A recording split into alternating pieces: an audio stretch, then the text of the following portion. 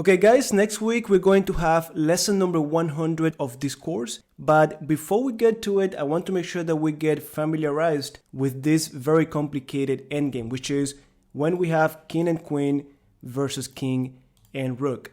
Now, ultimately, you're going to see me doing it from this position, and I encourage you to do it as well. By the end of this lesson, if you're able to win this position, that means that you got it. However, before we can do this, we have to go back and understand the main ideas for these two positions, the Philidor's position, and let me see if it loads. So, which is taking it from here, the king is already cornered, the rook is close to the king to defend, and we have to know how to finish from this position. But also, we need to understand the main ideas for when we get the third rank defense. So this is one of the best ways for the person with the rook to defend. And we, as the side with the queen, we need to be able to deal with this. Now, this is really complicated. There are a lot of things that you need to remember, but I'm going to teach you guys my way. I'm going to teach you the way that I teach my students. And hopefully by the time that we're done, you can again go back here and do even from random positions like this one where your king and queen are really passive. Now, notice that I'm using chess.com, guys. If you do not have the chess.com membership, I think you cannot do this here, but this is what you could do. You could take the positions that I'm showing you and go here to Lichess. Here, this is the free account that I have. So you could go to Tools, Board Editor, and then you can set up the positions that I'm showing in this lesson. So you go to clear the board, and then you put exactly the position that we had. So I think it was this, and I mean, you don't have to put this exact position, but whatever position you want to set, you could do it here, then continue from here, play with the computer, and you could choose the level that you want. Now, what I do with my students, guys, instead of just having them practice with the most difficult level, I know that I have told you to do it like this in other lessons, but for this one, you could play it against the level that you typically face. So if you typically play chess against level number 3, well, you could go to level number 3 and see how it goes. If you defeat it, then go to number 4 or to number 6, and then you go to number 8, because number 8 is going to defend really well. And honestly, when you play this, guys, I'm pretty sure that a lot of you have never encountered this position, but when you do, you're going to see that people lose this because they blunder, not really because someone knows the right technique. And guess what? Even if you know everything about it today, even if you learned everything, when you get it a week from now, a month from now, a year from now, you're not going to remember it. Like for myself, when I have gotten these positions, I just remember the main ideas. I make mistakes here and there, but I end up making it work because, again, I remember the main ideas. And that's what I want you to do. Now, again, I'm going to go back here. We have to go over the Philidor position. So right here, you could set this on Lichess if you don't have access to chess.com. Then the third rank defense, we have to go over it. And finally, we're going to see if we really understood it by delivering it from a very random position. Now, before we do that, let me go back here to Lichess and let me show you this position that I really need you to be familiar with. So I'm going to put the king here, rook on g7, queen on f6, and then finally king on h1. All right, guys, so the first thing that I need from you is to take a look at this position from the black's perspective. So you're the black pieces, how can you make this game a draw? And I need you to get familiar with this position, number one, because this is one of the things that we need to avoid at all cost. If I'm the one with the queen, I don't want to get in positions like this. And if I'm the one with the rook at some point, well, you need to be familiar with this because you might be looking for these scenarios. If you want, pause the video, use it as a warm-up exercise. You're the black pieces.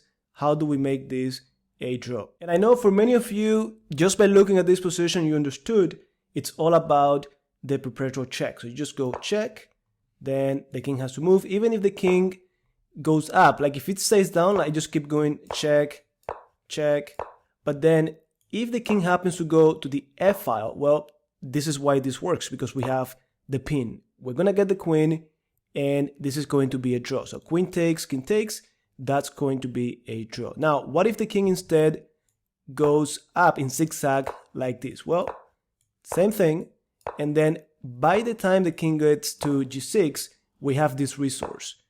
skewer, the king has to take, and that's stalemate. Now, this is something that you could use in this kind of endgame, but you could also use it in many other different positions. If you already went over lesson number 98, you should remember that my opponent, I was winning, my opponent found a way to a resource to make the game a draw. It was not exactly like this, but all of these resources could be helpful for you to know in order for you to execute them or to prevent them when you're playing against someone. So let me go back. And then the other position that we have to go over before we get into those three positions that I told you before is going to be this one. So analysis board, and is the black pieces to move? How can I make this a draw? Notice how the king is really close. And if I do this move, I'm doing a fork. If the king moves, I get the queen. If the queen takes, then the same thing. This is going to be a stalemate. So again, guys, just little things to be aware of. And if you're, again, the person with the rook, well, this might be what you're looking for in order to save the day. So now that we did this, I'm going to go to chess.com and let's take a look at the first position. Now, once we get to a position like this, it is going to be pretty easy for you to win. However, you still need to be able to concentrate and to calculate. Guys, a few days ago, I put on the community tab an exercise where you had to tell me how many moves you could calculate. It was supposed to be a checkmate in 8 moves, and many of you calculated the 8 moves, many of you calculated even more than 8 moves, less, but that showed me that a lot of you, the regulars on this channel, are ready to handle these positions. Because again, it's not about just following a little idea or a rule. You have to calculate, and you're going to see what I mean. So with that in mind, let's talk about the first position that we need to be familiar with. So I'm on Lichess, board editor, and let me go here. You're going to see that the Philidor position I'm going to show you is going to be slightly different. But when you go back here to chess.com, you're going to be able to make it work because you understood the main idea. So let me go back here. The king is going to be against on the edge, then the rook, and this is going to be our position. So white pieces to move, and we're going to go to, actually, let me make it black pieces to move, and we're going to go to the analysis board. Okay, guys, so this is the first position that you need to be familiar with. Let me flip the board, and here we go. Now, this position is so critical because regardless of what the black pieces do, they're going to lose the game easily. So by this point, they are already done. What many people ask when they learn this is, okay, this is fine, but how do I get the king and the rook to this position? Well, that's what you're going to learn after. First, we need to make sure that we understand this position. Now, if it is the black pieces to move, they need to move the rook. If they just move the king, then see, guys, if you can find the best continuation here for the white pieces. And this is what I mean. If you don't know these little things, if you're not able to find them on your own, it doesn't really matter if you understand the main ideas, the technique, or not. Here, if you pause the video, if you try to find the best move for the white pieces, well, the move that we're looking for is queen f8. That's it.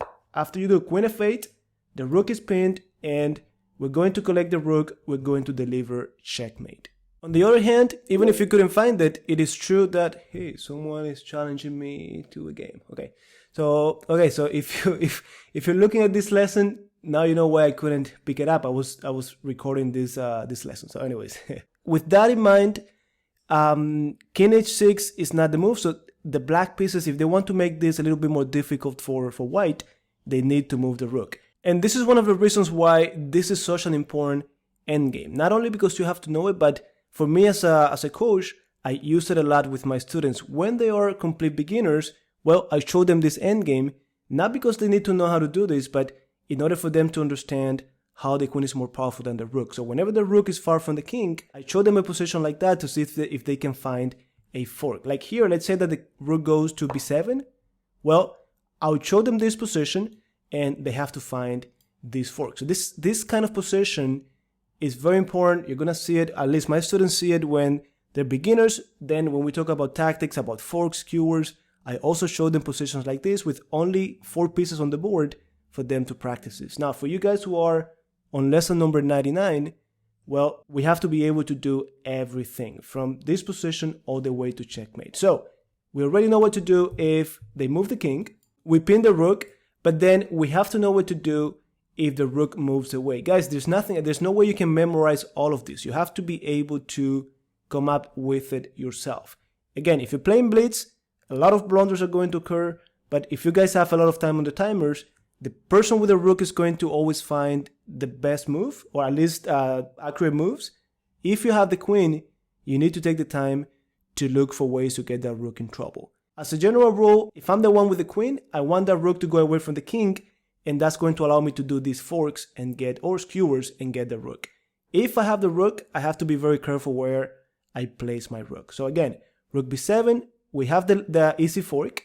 If the rook goes to a7, well, now guys, I really encourage you to pause the video. Even if you don't find it, it's good practice for you to find the continuation in order for the queen to get that rook. It's going to be all about forking the rook and the king. Now, if you pause the video and you found it, congrats. If you didn't, this is the continuation. You're going to go queen h5, try to do it in your head. I'm not going to move the pieces now. So check, the king has to go to g8. That's the only continuation. And at that point, we have queen d5. And at that point, the king can go back to h7, to h8, or to f8. Now, going to f8, well, checkmate. And then going to this rank, it doesn't matter if it's h7 or h8, it's going to allow me to go check. And next thing you know, when they jump to g8, I'm going to do my fork. So guys, as you can see, it's not so easy. You have to find the right sequence. And that's why you did not learn this earlier in the course. You're doing it now, that you should be better at calculating and finding these sequences. So again, check, then check. If the king goes here, mate. Of course, you could do this fork, but mate is better. And if the king goes to the h file, well, check and checkmate. Now, some of you might be asking, what if the rook comes over here and blocks? Well, checkmate in one move. The queen goes to a8, and that's checkmate. And you see, this is the kind of things that, of course, you could find over the board, you can calculate, but if you've seen it before, it's going to make things way easier for you, especially if you are in time pressure. If you're playing in a game and you've never seen this before, it's going to be really difficult. If you have seen it, even if it was a year ago, it's going to be easier for you to guide yourself throughout the end game. It's going to be easier to find the right maneuvers because you have seen it at some point. And believe me, even if you don't think so, all of these things remain at the back of your head and they could come handy at some point. So let me go back. Guys, Philidor position from here. When the king moves, we know what to do. That's going to be pinning the rook. b7, we have the fork. Going to a7, then we have the maneuver that we just went over. Check, check, and then we go back here looking for those forks. I know that a lot of you at this point are thinking, okay, what are the chances of me getting this exact position? Well, if you do things right, the person with the rook has no choice but to little by little back up, get to one of the edges. The rook is going to be defending, and this is the position that you're going to get many times. And when you get it, you need to have an idea of what to do. Now, let's see, what else could that rook do? Well, the rook could go g3, the rook could do g1, the rook could do a7, the rook could do even c7. For each one of these, we need to know what to do. Again, you could find it over the board, but let's just take a few minutes to go over it together. It's going to help if you've seen it before. So if the rook goes to g3, again, guys, pause the video. That's the best thing for you. Practice by pausing the video and trying to find it. This is a very simple sequence to get to fork the king and the rook. Well, first move here is queen e4, check. I'm not even going to cover the obvious moves like blocking because we know we're going to take. But after we do this move, the king could go down here to the 8th rank, or it could go to h6. Many times the checkmate is there, so if they go to h6, king h6, we're going to go h4, that's a fork, but more importantly, it is checkmate. If after queen e4, the king goes to h4, well, this is not checkmate, but the fork. And if after queen e4, the king goes to g8, then we have queen c4 check. Don't forget, queen f8 doesn't work because of the checkmate. And if the king just goes back to the h file, well, we have the same fork. So again, check, this is going to be checkmate. Going to h8 is going to be not checkmate, but it's going to be a fork. And if the king goes to g8, then after queen c4, I'm threatening checkmate if the king goes to f8, or if the king goes anywhere else, we're going to have the fork and we get that rook. Guys, going back to this position. Now, if the rook goes to g1, again, pause the video, try to do this on your own. And even if you think this is not necessary, you're already really good at forks, when we're doing the other position, the really complicated one, all of these things, all of these patterns are going to be very, very handy. Again, you could take 5-10 minutes and figure it out, but if you've seen it before, it's going to make things way, way simpler. All right, so if the rook goes to g1, we have to check. Now, the king has to go. I'm not going to even cover this, like we already know it's checkmate. So again, the king could go only to the back rank. So now we're going to go queen a8. The king has to go back to the 7th rank, and from there we could do queen a7, forking the rook and the king. Now, if we did, guys, let's say we have this position, and I go check. At this point, if they go up, I have the fork. If they block, don't forget there's always this checkmate, right? So check, and the king cannot go anywhere. So you see how everywhere the rook goes, we're gonna get it. We have g3, g1 covered. We already covered these two. Now, what if they did g4 or g2? Well, if they go to g4, I think we just have queen h5 right away, and we get the rook. If the rook happens to go to g2, then queen e4 is already forking the king and the rook. So all of this is covered. Let me see. I think we have rook c7 pending, but then after queen h5, only move king g8, check, the king is gonna go to h7, and then after queen d3, guys, that's it. They either go here for the checkmate that we already saw before, or they go to the back rank, and in that case we go check and we get the rook. So the king has to move, and that's it.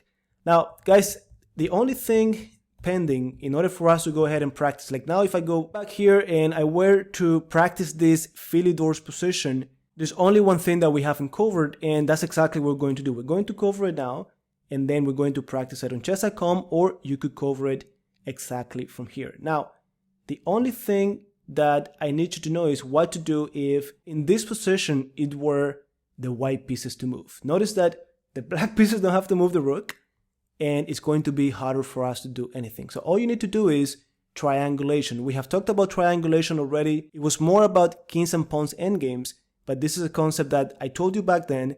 You're going to use it in many different positions. So triangulation is basically a maneuver that we do to waste a move. Many times in chess, it requires us to waste a move in order to win the game. So how do we do the triangulation? Well, you're going to go, what am I missing? Oh, I have to make it black pieces to move. Okay, so now we have it, same position, white pieces to move. How do we get the exact same position, but with the black pieces turned to move? So basically, we're going to try to pass the turn to the black pieces. So that triangulation is going to be like this. We're going to do a triangle. We're going to go check, then queen a8, and then queen e8. So we do the triangle, and that's how we waste the move. So check, the king has to move. Remember, going to h6 is checkmate. So the king has to go down, check, and then we go queen e8, and we got the same position, but now it is the black pieces to move. So anywhere the rook goes, we know, guys, that we're going to be able to get it with a check. So now that we got this under control, even if it sounds very confusing, let's go to chess.com, and I'm going to open this drill.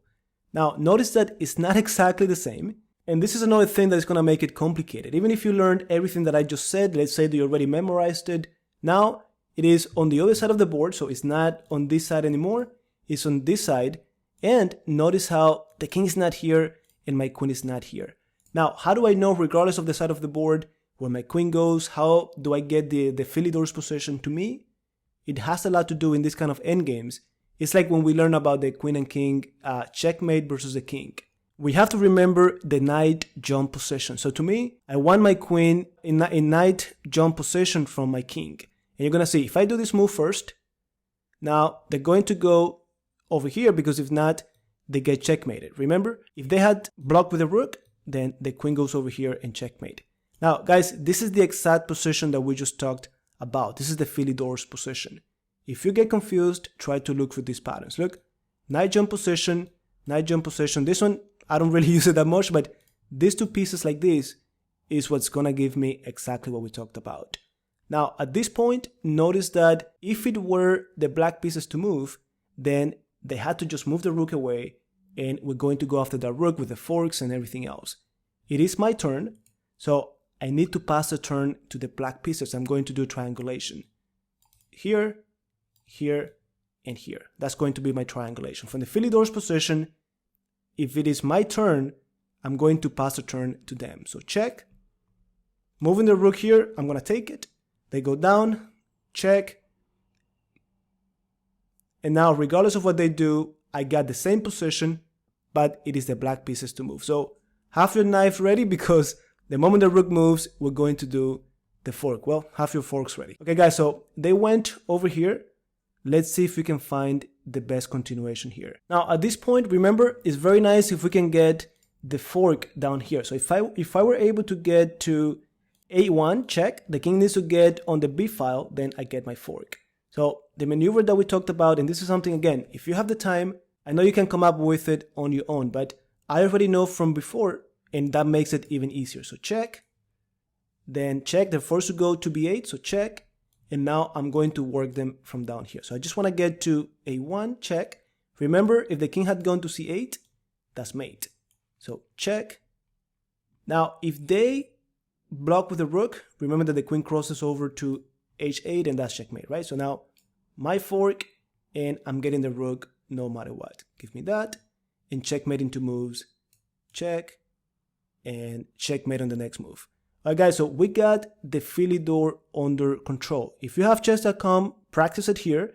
If you don't, you go to Lichess, tool, board editor, set it up, and try to make it work. Now, the only thing left before we get into the ultimate position that we need to do, which is this one, we need to talk about the third rank defense. Now, this one could be extremely difficult. You're gonna find many pages on books about the third rank defense, but I'm going to tell you the ideas that I remember typically. Like, I learned this many years ago, and even though I get these positions nowadays, and I don't remember everything, I'm able to make it work because of a few things that I remember. Now, if you're able to memorize everything, perfect, but I'm not gonna give you everything. So if you need all of the information, feel free to go over books. There are other resources on the internet. I'm just giving you guys what I think is going to stick and what I think is really important for you to make it work. So let me go back to board editor.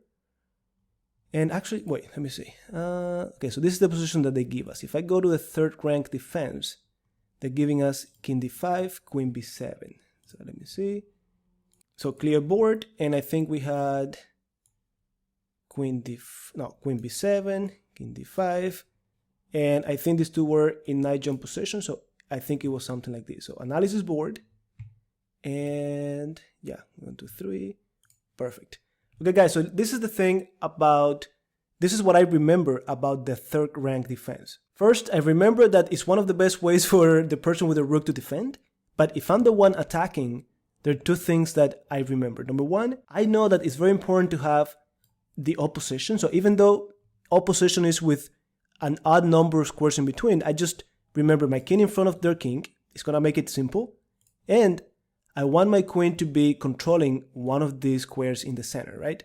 So now when I have my queen here, the king is not allowed to go to d8. So these are the first two things for me to remember. After that, there are two other things that I want you to remember. And again, there are lots of pages on this if you find an Endgames book. But these two things combined with two other things that I'm going to tell you in a minute is going to be enough for you to make this work.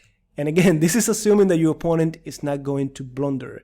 Many times, my opponents just blunder, I get the rook, and that's it. But if they don't, these two things that I'm going to tell you next, I'm going to give you what you need. Now, remember, we're going to talk about this again in the future. I told you that we talk about it when you're beginners, to just show you how the queen is better than the rook, to talk about forks.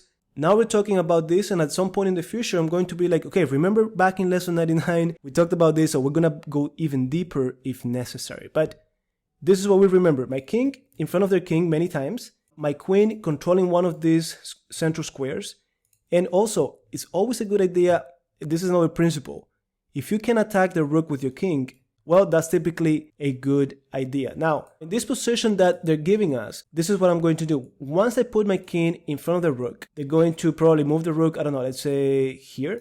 Well, I continue with my plan. You see, now I'm controlling one of these two. So I'm getting really close to the king. Look, knight jump position. My king is in front. After that, most likely they're going to do a move like this. And this is the other pattern that I remember. When I have these two pieces diagonal from each other like that, like with one square in between, then we do what we call, well, I guess, yeah, in English it would be the T. So this would be queen c4, and it's like you're creating this T pattern. That's just the way that I remember. Once you do that, it is very easy to finish this position. So queen c4, and it's like the queen is controlling that square in between them. After that, there are different ways that the black or the person with the rook could continue, and many of the continuations we can just find them by calculating. Now, if the black pieces do, I think one of the best defenses is king e7, just completing, like this is now opposition. We're going to do this, and this is sort of like a rectangle. So we started over here, then we did the T by going over here. So we're going to go check. Probably the king goes over to protect the rook just in case, and we finish the rectangle. So we were here, here, here, and here. Now, the rook blocks, and we do this sort of a like crossover check. And after the king moves, guys, most of the time I continue by using common sense. Remember at the beginning I showed you this position that, let's say I go here, well, they have these resources of skewers, they could have resources of stalemating themselves. So here it's all about you approaching that king, getting them in trouble. So many times when I get to this position, I just remember, okay, I want to be diagonally from that king. It's going to keep me away from any trouble. So there's nothing about sacrificing for them to get in stalemate. There's nothing like that just yet. Now, if I ask the engine, what is the best continuation here? See, they're going to move the rook away. At this point, it's just a matter of you finding the right continuation to fork the king and the rook. And now look, if I ask the engine again, what should be my move as the person with the queen? Notice that the engine is saying queen g6 should be the top move. Now to me, the way I remember it, I just remember this pattern. Queen d5, threatening to do a discovered attack when I move my king, I'm attacking the rook. And then at this point, it's just really difficult for the black pieces to defend, to put the rook on the right square. Again, this is assuming they're going to do the best move every time. If you guys are already masters and you're going to be playing masters in your tournaments, I wouldn't be surprised if you find someone that defends this well. But for the most part, they're not going to make it this far. Now, if I asked you, if you were the person with the rook, what would be your next move? Most likely, you're going to be doing this check. Most people are going to be doing that check. And at that point, the rook cannot go back to put me in check if I go here, but not only that. By moving my king, it's a discover check. And then from here, guys, it's all about, look, they're so far away from each other that it's all about finding the right sequence to get the fork. So I'm going to put him in check. I'm going to be here on these diagonals. Look, the diagonals where the rook is. So check. And then anywhere they go next, I'm going to get him in trouble. If they block, well, the king comes over, that rook is pinned, we're going to get it. If the king goes to any of these two, well, we have this diagonal, and that's going to be a fork. If the king goes to g8, well, we have this fork. And then lastly, if the king goes to h6, I'm going to just go check, and that's going to be the final fork. So guys, again, going all the way back, we're about to go in and do the drill where they give us a complete random position, so you can see me making progress from the very beginning. But here, king in front of the king is something that I look for. When they move, then I get close to the king and controlling this central square. Then when I see this pattern, I'm going to go to complete the T, right? So I'm just controlling that square in between the king and the rook. And then from there, assuming our opponent does the right continuation, the right defense, like king here, remember the pattern with the rectangle. So check, probably they go towards the rook, check, we go crossover. If they go down, Remember, I don't want to forfeit any of these skewers. I like to be diagonally from the king. And then from here, this is when you see I didn't do the best move, the one that the computer suggested. I just remembered this pattern. Now, maybe you don't even get this, but these ideas, along with your ability to calculate, should be enough to win these games. And don't forget, let me go back here. If you want to know everything about this, it's going to take you hours of studying all of this, and most likely you're going to forget it. To me, it's more than enough if you get familiar with these ideas that we are talking about right now. So these positions that you see in front of you, you could save them and work on them from time to time. Just like with a bishop and knight checkmate, these are things that you should, from time to time, just take a few minutes and practice it. And then finally, many people have no idea about this. So just knowing a little bit is going to make a huge difference, because we're not factoring in the fact that many people blunder. If you're in blitz, even more. But this is assuming that they don't. So anyways, I'm doing this against the most difficult engine they have. From this position, I'm not going to be following any guidelines, any principles. I'm just going to be activating my pieces and trying to force this king into one of the edges. If I could also push that rook into the third rank defense, if I could push them into the Philidor's positions that I know, it's going to be really easy. But for now, I'm just activating my queen, check. Then I'm just going to bring my king up. Then, okay, so they're moving the rook. I think I could start doing, say, check.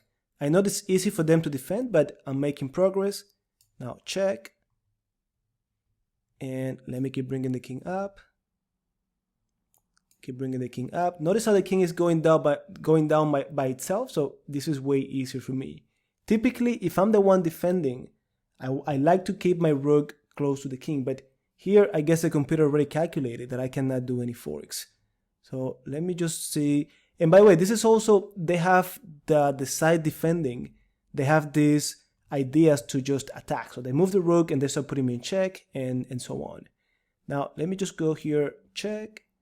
This is already move number 7. Check. Now, when I put him in check diagonally, look, that's a blunder.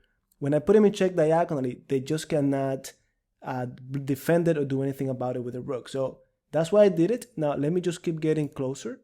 See, king g5 is best. I made up for my blunder. So even with the blunders, guys, we should be fine in these positions. Let me see, king h6. If we remember the main ideas, we're going to be fine. Okay, so let me pin again. So it looks like those pins are not good. Queen c5 was better, okay? Now blunder. Now look, it was a blunder because now they have these resources that we talked about at the very beginning. If I take, stalemate. So it's fine. I'm going to go back. Notice how even with blunders, we're going to make this fine. If we realize why they're doing that move, they're giving the rook away, then we're going to understand it. So I moved away, I fixed it. It's only move number 13. Now, if I do this fork, they're going to easily come over here. But that's fine. That's going to give me some time to bring the king over. What? Well, I think we're just going to get the rook, right? What am I missing here? That's it? Well, this has to be, there's something wrong here. Either I missed something. Okay, I think, let me see. Let me go back. So check. If they had done rook d7 with the king here, then I bring the king, king d8. I think they have better chances. So this is level 32. All right, guys, let me do that again. King f2, activating the king. Now check. They have to go here. So after the skewer, they could go on and protect that rook. So let me go here, check. You see, I'm just taking control. I'm the one with the initiative, and this should be enough to corner that king. So don't feel like, oh, I know when you try it, at first it's going to be a little bit difficult, but you're going to see how it's, the more you do it, the better you're going to get at it. So check. Now, notice how this king is already close to one of the edges. So I keep bringing my king. Be careful with these skewers. You see, now they're ready to do the skewer. But if we are aware of those little tricks, we should be fine.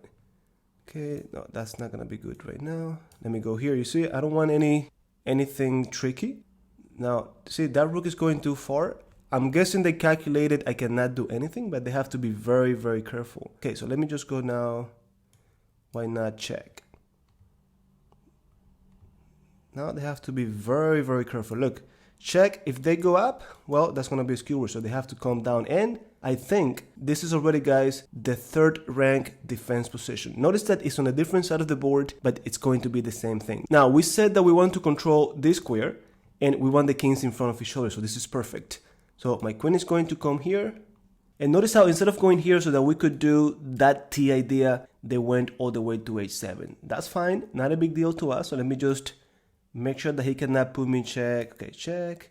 Now I'm gonna bring my king closer, so at some point they won't be able to put me in check anymore. So maybe let me just go here. And now, well, actually, yeah, let me go here. I'm also threatening now to do some forks, so they have to be careful. Look, that was a blunder. Oof, no, yeah, because now I cannot go down, yeah. Okay, so no big deal. Now, what's that rook going to do? Well, I guess, let me go here. I keep bringing my king over. Ooh, that's the stalemate position we don't want. Okay, fine. Now, we go back to the position that we talked about before. Let me just go over here. So we're still on the third rank defense. So notice how I'm not doing it perfectly, but still we should be able to get him in trouble. Now, what's our rook going to do after I go here? Again, look, I'm controlling this square. Let's see if I don't mess that up this time. And okay, look, this is exactly what we needed. Now, if I want to complete the T, I need to control this square, so I'm going to go right here. It's like I'm controlling that square over here. So queen here, then, all right, they moved up. Remember the rectangle? So this is the only things, guys, that I remember, and they work. Somehow they're going to work. Remember, this is computer 3200.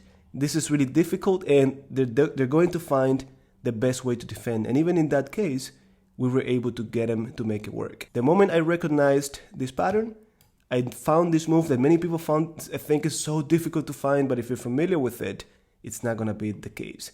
So now my rectangle, and this should be pretty easy. So now I go check. They should come towards the rook. Now check. When they block, then we cross over here. And at this point, you see the same thing. Now, if you remember, I told you I want to avoid any skewers. So I'm going to bring my king diagonally, right? So there's not much they could do at this point. And now it's just a matter, guys, of collecting that rook. So look, they're far apart from each other. Remember how we forced them into the third rank defense? We forced them to separate the king and the rook. Now you need to use your calculation skills to get that rook. But if you have been paying attention, remember that the engine was recommending a check like this. And I told you that I just remember this pattern. When I come from the third rank defense position and I force them to finally separate the king and the rook, I'm going to go queen here. I'm throwing a discover check, and now it's going to be really hard for them to do anything. So queen e4. And now that they moved away, this is, guys, time for you to find the way to get that rook. Try to use these diagonals close to the rook, and you should be able to easily get it. Notice how this engine did not do that silly check that I told you before. Most people are going to do that check. The computer defended well. At this point, I just need to be careful not to make any silly mistakes. So let me just go check. Okay, check. Now look, the king is in opposition. I have to have something here, guys. I have to, well, maybe, okay, check. The king has to go to the A file.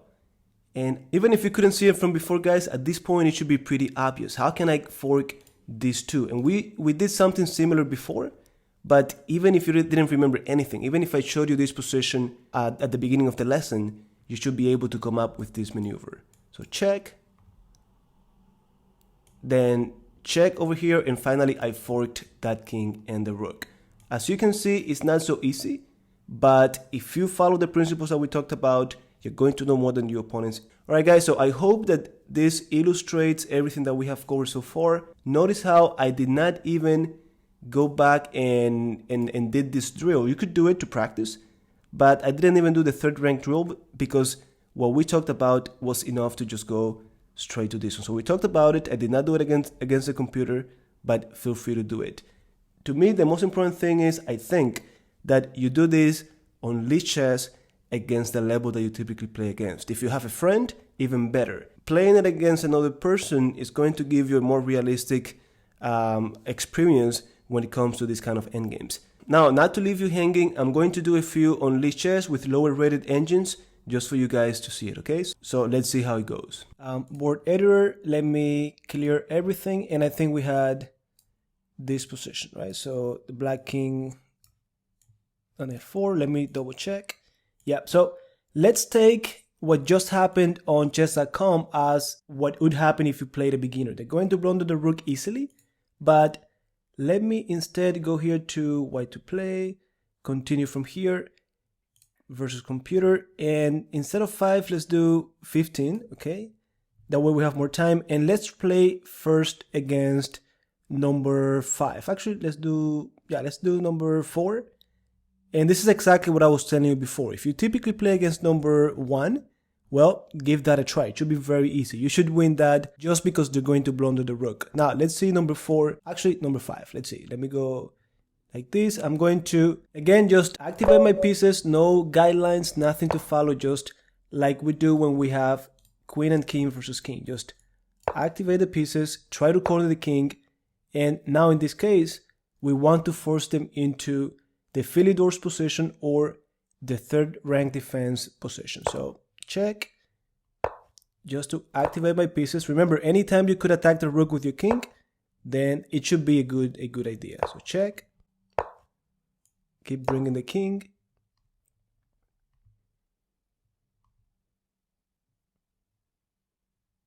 And let's see where the rook goes. Okay, so I cannot take, check.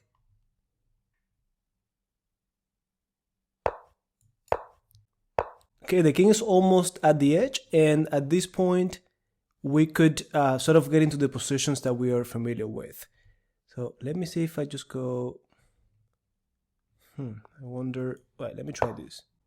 Now, most likely, I'm not doing the best moves. This is just something that makes sense to me. If I go here, check, in c6. Now, let me just try this. Check.